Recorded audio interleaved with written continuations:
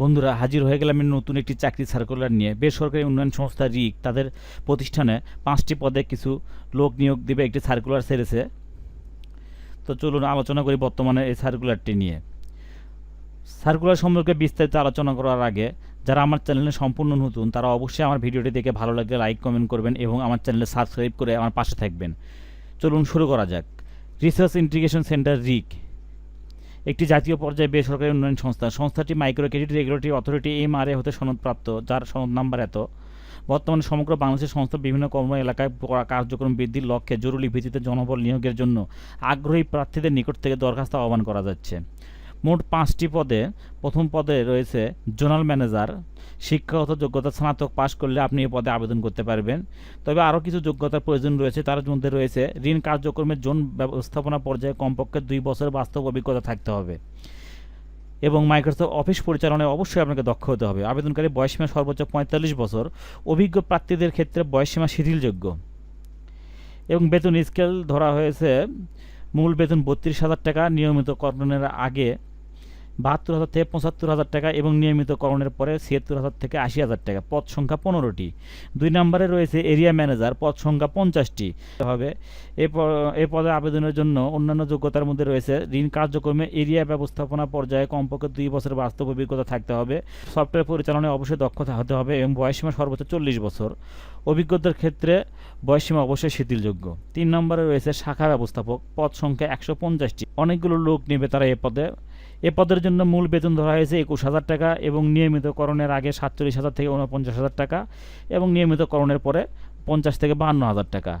এ পদেও একই পূর্বের ন্যায় 2টি পদের মতো আপনাকে স্নাতক পাশ হতে হবে।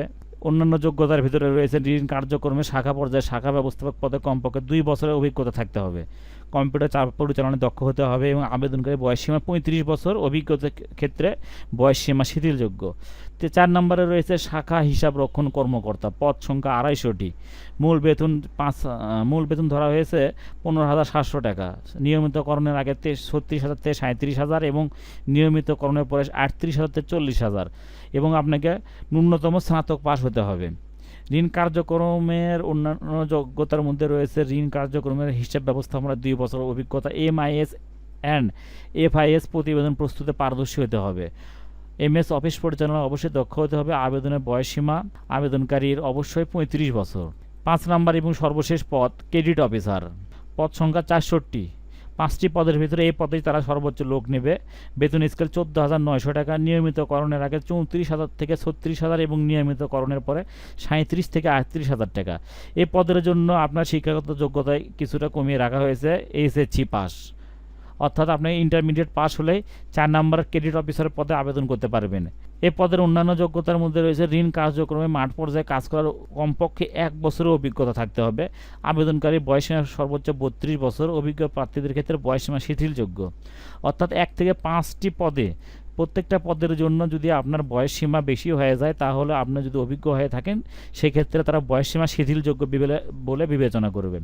এখন থেকে নেই এই সার্কুলারে আবেদন করার জন্য আপনাকে আর কি করতে হবে। 1 নম্বরে রয়েছে আবেদনকারীদের বাংলাদেশের যে কোনো স্থানে মাঠ পর্যায়ে সংস্থার কর্ম এলাকায় কাজ করার মন মানসিকতা থাকতে হবে। 2 নম্বরে রয়েছে আবেদনকারী মোটরসাইকেল ড্রাইভিং লাইসেন্স বৈধ থাকতে হবে এবং নিয়োগকৃত পুরুষ নারী কর্মীকে বাধ্যতামূলক হয়ে মোটরসাইকেল চালাতে হবে। 3 নম্বরে নিয়োগপ্রাপ্ত ব্যক্তি শিক্ষানবিশকাল শেষে কর্মমূল্যায়নের ভিত্তিতে চাকরি স্থায়ীকরণ করা হবে এবং তখন থেকে সংস্থা কর্তৃক প্রদত্ত সকল সুযোগ সুবিধা যেমন 2টি উৎসব ভাতা, জীবনযাত্রার ব্যয় ভাতা, ঝুঁকি ভাতা, লাঞ্চ ভাতা, বৈশাখী ভাতা, কমিউনিকেশন ভাতা, মোবাইল ও ইন্টারনেট ভাতা, প্রভিডেন্ট ফান্ড লোন, গ্র্যাজুয়েটি কর্মী কল্যাণ তহবিল নীতিমালা অনুযায়ী ও নিজ ও পরিবারের সদস্যদের চিকিৎসা খরচ, দূরবর্তী ভাতা, motorcycle loan, mobile SIM, laptop loan, tab ও ফুয়েল বিল ইত্যাদি প্রযোজ্য হবে। অর্থাৎ দেখা যাচ্ছে আপনি এই প্রতিষ্ঠানে যদি চাকরি করতে পারেন আপনি মূল বেতনের পাশাপাশি অনেক সুবিধা পাবেন। 4 নম্বরে রয়েছে ঢাকা সিটি কর্পোরেশনে কাজ করতে আগ্রহীদের অগ্রাধিকার দেওয়া হবে। স্ব পদে কমপক্ষে 2 বছরের কাজ করার অভিজ্ঞতা থাকতে হবে। এখন দেখে নেওয়া যাক আবেদনটি করার সময়সীমা কবে। শুধুমাত্র আগ্রহী যোগ্য প্রার্থীদেরকে আগামী 31/8 তারিখটা আমি আবার বলছি, 31/8 অর্থাৎ চলতি মাসের 31 তারিখের মধ্যে পরিচালক রিসোর্স ইন্টিগ্রেশন সেন্টার রিক বরাবর দরখাস্ত, যোগাযোগের জন্য স্বয়ংক্রিয় মোবাইল নাম্বার সহ পূর্ণ জীবন বৃত্তান্ত, সকল শিক্ষাগত যোগ্যতা ও চাকরির অভিজ্ঞতার সনদের সত্যায়িত ফটোকপি, জাতীয় পরিচয়পত্রের ফটোকপি, মোটরসাইকেল ড্রাইভিং লাইসেন্সের ফটোকপি এবং সদ্য তোলা 1 কপি পাসপোর্ট সাইজের পরিচ্ছন্ন ছবি সংযুক্ত করতে হবে।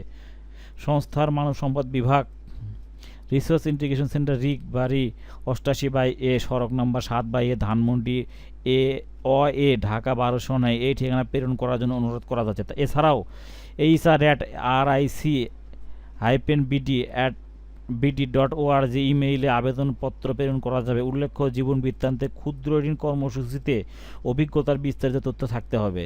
নিয়োগ বিজ্ঞপ্তিটি সংস্থার ওয়েবসাইট www.ric-bd.org পাওয়া যাবে। খামের উপরে একটি গুরুত্বপূর্ণ বিষয়, এটি খামের উপরে পদের নাম ও যে জেলায় কাজ করতে আগ্রহী উল্লেখ করতে হবে।